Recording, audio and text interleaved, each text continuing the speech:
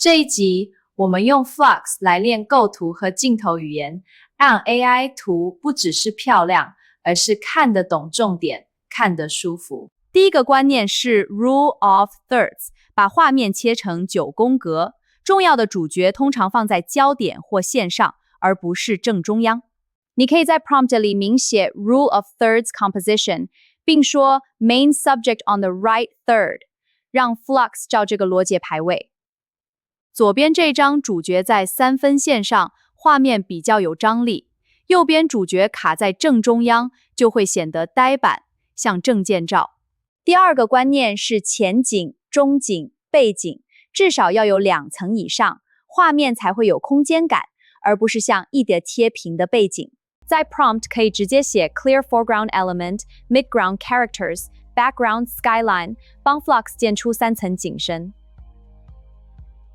左边这张前景会遮到一小部分画面，让你有走进去的感觉。右边所有东西压造一平面，看起来就很平。第三个观念是视线引导，用道路、栏杆、建筑线条把观众的视线带到主角，而不是在画面里迷路。你可以写 strong leading lines pointing towards the main character， 让场景本身的线条帮你指向人物。左边这张线条收向角色，你一眼就知道看哪里。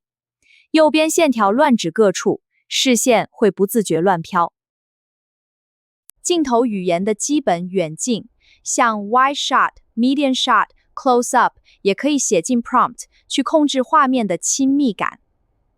当你把 wide cinematic shot 改成 dramatic close up of the face， Flux 就会从全身或场景拉近到脸部表情。